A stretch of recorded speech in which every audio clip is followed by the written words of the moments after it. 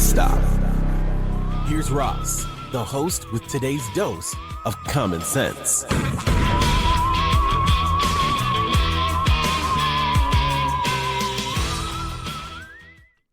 Hey everybody, how you doing? Welcome back.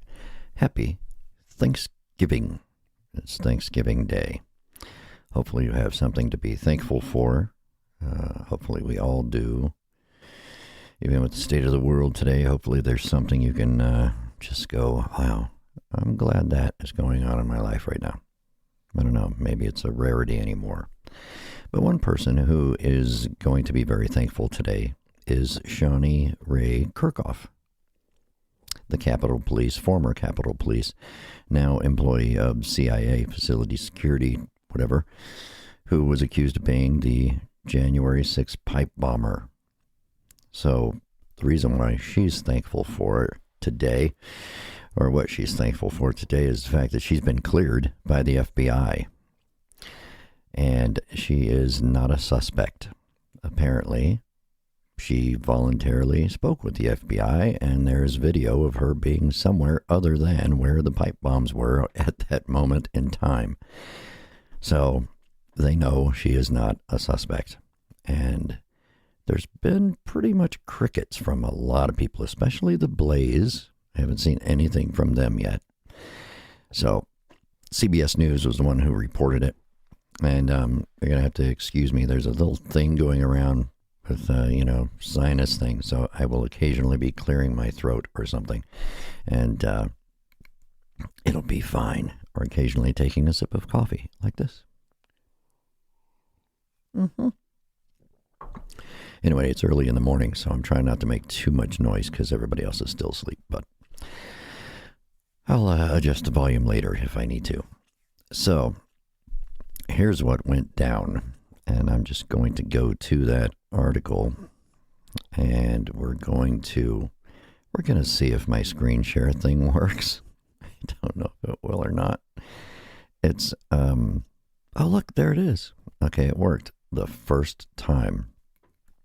All right, well, that makes me happy. Anyhow, it was CBS News, and this came out yesterday. Was it yesterday? What is today? All right, I'm recording this on the 27th, so it came out in the evening 2 days ago. And this is virtually nowhere. And that's weird, because CBS put this out. I saw it because it was linked to some Facebook post from CBS News. But you would think all of the other major media would be talking about this today, but they're not. And that is kind of strange.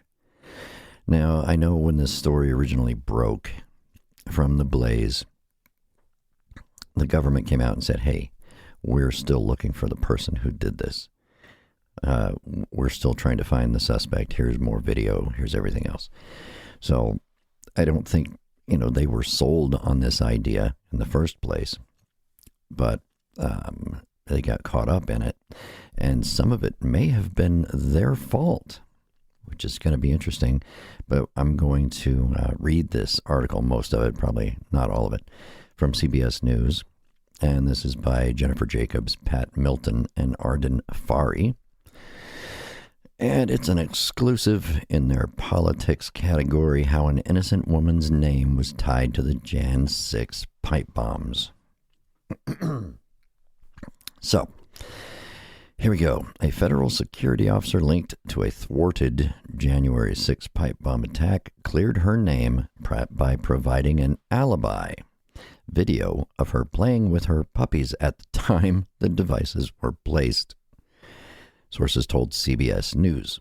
The FBI has now ruled her out as a suspect in the 2021 plot, according to 3 sources, but only after her name circulated on social platforms and a conservative news site.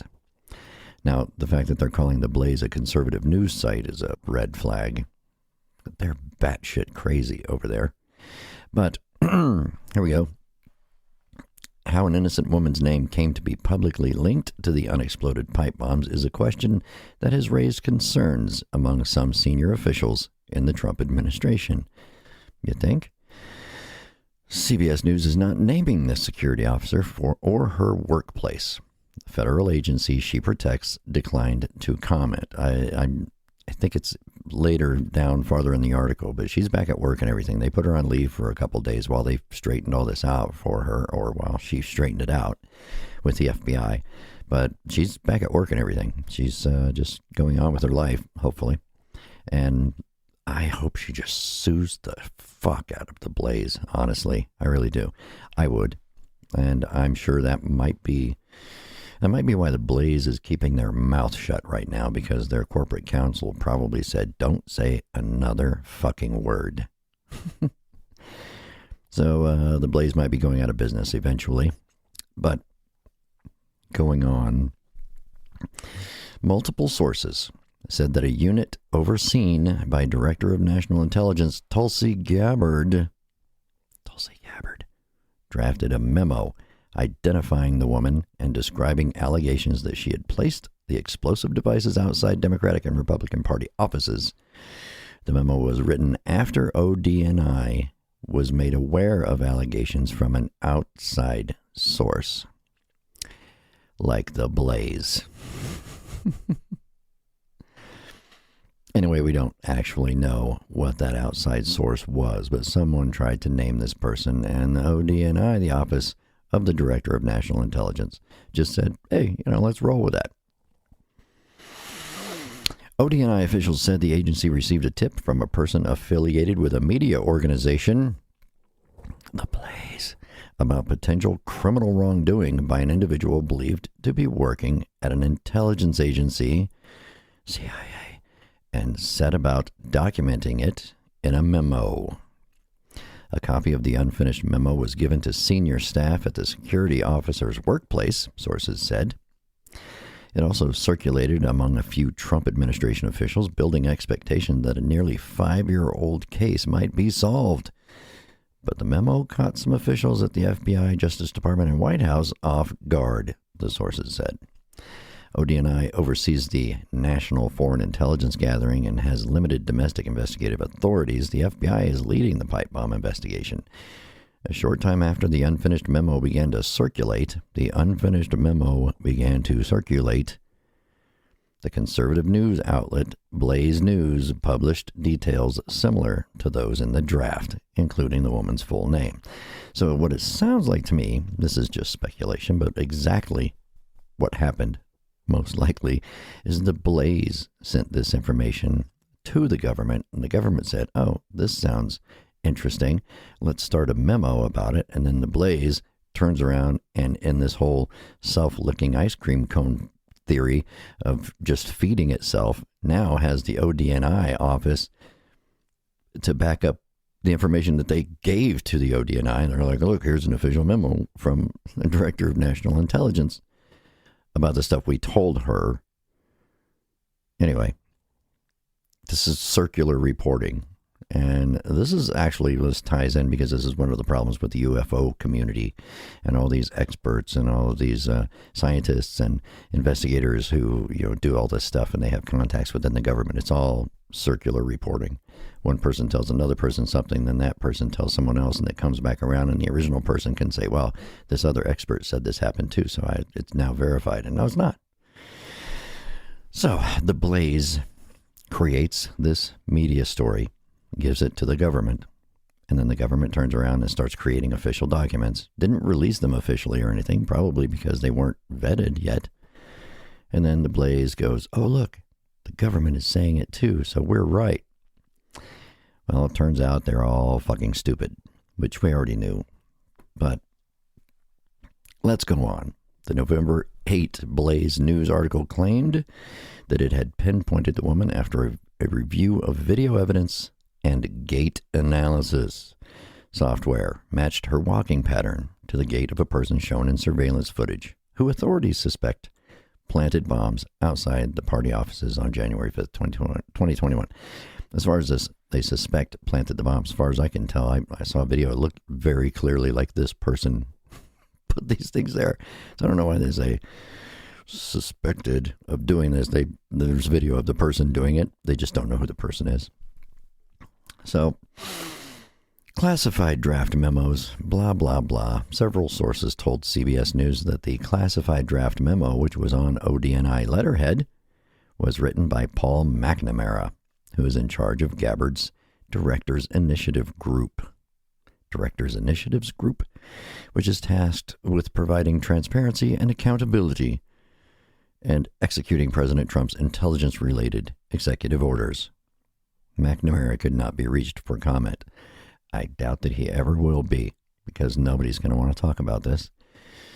Oddly enough, I mean, if they were smart, they would have come out like 2 days ago and said, yep, wow, somebody made a serious mistake, and we need to apologize to this woman wholeheartedly and publicly right now and say, we're sorry, someone made a mistake, and it got out of hand. Some people jumped the gun, and we apologize. Here's some money and a raise and a new job. But they're not going to do that because none of them want to admit that they're wrong.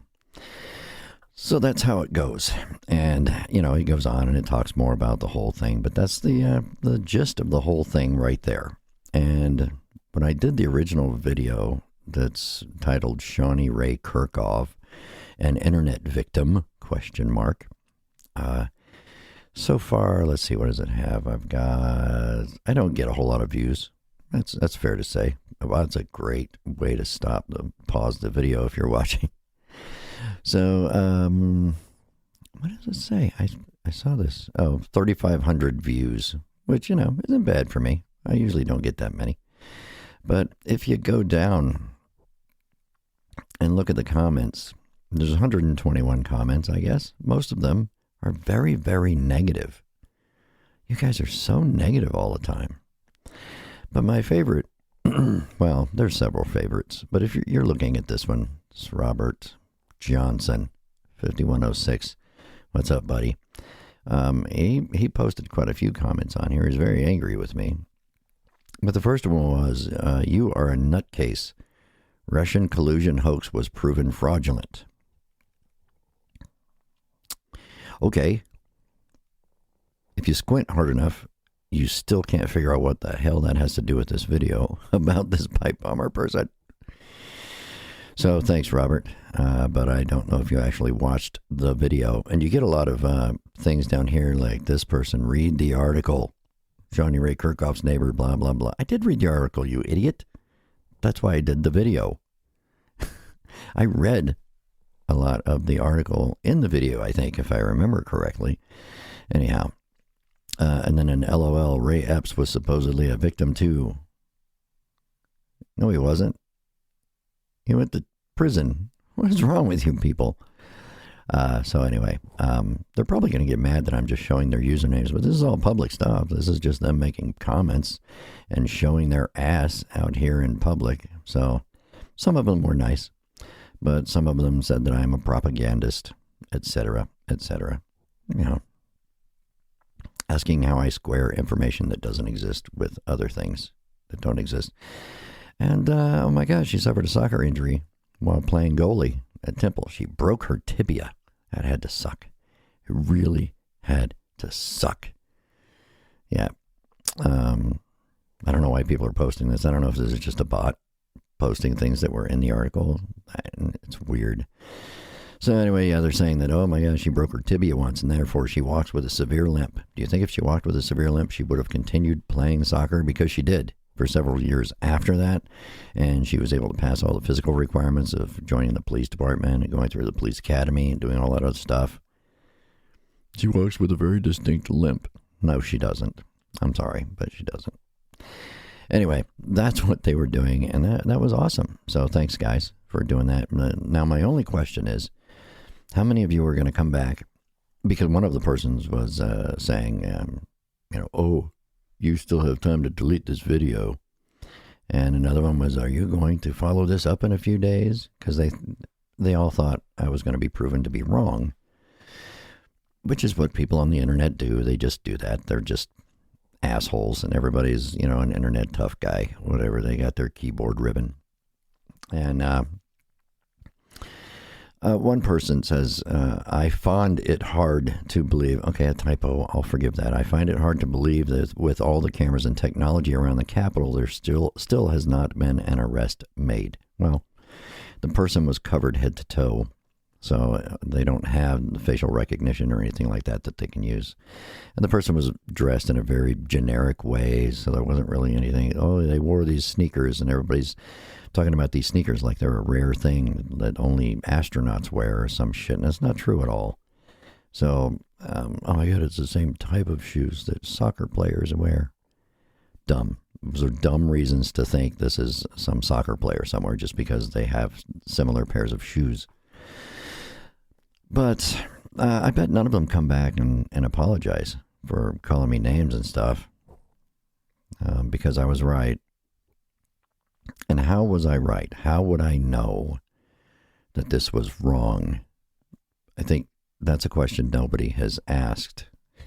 And I don't know. I've seen enough people, I've watched enough people on video and in live and in person on surveillances, and I've matched up people on video to real life people before using these similar techniques, this gait analysis and other things. And even just the still photographs of these two people don't match, in my view. And it's kind of like the thing, like if you've ever heard of the Bill Hicks, Alex Jones conspiracy theory, where they say that Alex Jones is actually Bill Hicks, that Bill Hicks just went into hiding and he came back as Alex Jones. All right, so me and my friend Ed, who's also an investigator, we looked at that years ago, and we put some information together and wrote up an article about it and just debunking the whole thing, because when you actually compare the two people together, they don't look anything alike. They have passing similarities in the shape of their face and things like that, and the set of their eyes and their jaw. That's it. They don't look anything alike other than that. And the fact that there's a lengthy history from childbirth to death for Bill Hicks, we know exactly, how old he was, where he was, and all this other stuff. And it's just a ridiculous conspiracy theory, but I think some people think it's fun because they do look similar if you take specific photographs and put them side to side and maybe, do a little photoshopping. But those are reasons why. I mean, we do those sorts of things all the time. And so if you're going to show me two images and say, see, this is why we think they're the same person, and I look at it and go, those people don't look anything alike at all. So, if you take Samuel L. Jackson and Danny Glover and put them next to each other and say, see, it's the same person.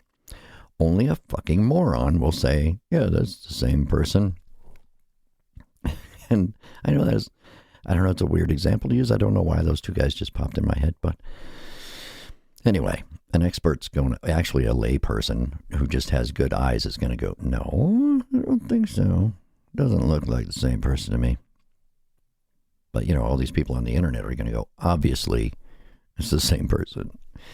So if you take a person in a hoodie and sweatpants, gloves, a face mask, and tennis shoes, and have video of them moving around and planting pipe bombs in Washington, D.C., obviously it's very easy to identify that person and match up the way they walk and stuff with, a cop who used to play soccer. It's dumb. It's really, really dumb. And I don't know who these investigators are at the Blaze, but they're not good at their jobs. They're not good at anything. Apparently one used to work for the FBI or some shit. I don't know. Somebody did something, but not good. Not good. And they put that information out there, and it was not vetted, and it was not verified, and there was nothing that that sort of, I don't know, propped that up as having been possibly true. But to me, they just didn't look like the same person. The slope of the shoulders was different. The length of the neck, everything, all of this stuff. When you try to compare the dimensions of a body and things like that. And in the article, they posted two completely different pictures of two different people doing two different things and saying this is why they looked so similar. But you can't compare two pictures of people doing different things and saying, see, this is why they look similar. One was stepping forward with their right leg and turning toward the right, and one was stepping forward with their left leg, and it was from an upward angle looking down while they were walking straight forward. There's no way to compare any of those two images and say they're the same person without other, features that you can look at, like the face and the hair and the ears and things like that, which is probably something a lot of people aren't aware of. But the ears are one of the big giveaways for people, for identifying people. Your ears are as unique as your fingerprints are. And so if they can see your ears clearly, and they can actually match you up. That's why I have my ears covered with earphones right now. I'm just kidding. That's not why. I have big ears. It was like a problem for me when I was a kid. I was like, why are my ears so big? But now I have big ears and I can't hear shit because I'm half deaf. But them's the breaks, kid. So this video is just me saying happy Thanksgiving. And I hope everybody's safe for your long weekend. I'll probably do another podcast sometime over this weekend. But it's also me gloating and saying, haha, I was right. And I'm sorry, but I'm sorry I'm not some former Green Beret or Navy SEAL or some dishonored FBI guy or something, or whatever it is that you're supposed to be in order to understand how the world works. But, I mean, you're going to have to learn that there are people out there who are experts on certain things, and they're not famous. They're not on TV. They're not athletes. They're not comedians. They're not talk show hosts or podcasters. Sometimes they are, but not usually. And so it's just experience and training, things like that. And then there's no real way to explain it other than if you don't know what you're doing as an investigator, then or a researcher, then you probably shouldn't chime in on that conversation because you're most likely going to be wrong.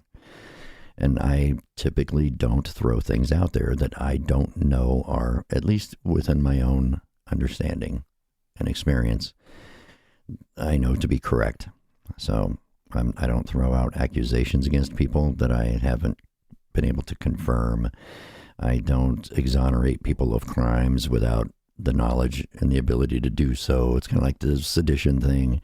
You can't charge someone with sedition when they didn't commit sedition. So everybody who's arguing that, well, you're just stupid because they didn't commit sedition. The seditious six, as everybody keeps calling them, and that's called undue command or unlawful command influence when you have the president and the Secretary of Defense accusing these people of crimes publicly on Twitter and shit and trying to force people to prosecute them. That's bad. It's actually illegal. You may not know that. But it's a topic for another day. So I already did a thing about it. But this one is just for Shauni. I'm glad she's able to move on with her life. It probably won't happen very quickly. She's still going to have to deal with all this fallout from this bullshit. But hopefully some people come out and apologize to her very publicly. Or I hope to God she just sues the shit out of them. And then maybe by next holiday season, she'll have a really, really Merry Christmas because she'll be buying an island in the Caribbean or something with all the money that the government has to give her and the Blaze. So everybody, enjoy your weekend. Be safe and hug your family. Tell everybody you love them before the end of the year. And then enjoy yourselves. Eat a lot of food. Have a drink. Relax. Watch some football or something. Whatever you do, enjoy it. Take care. See you next time. Thanks for listening to this episode of Really? Just Stop with your host, Ross. Make sure to like and subscribe on your favorite podcast platform so that you never miss a dose of some common sense.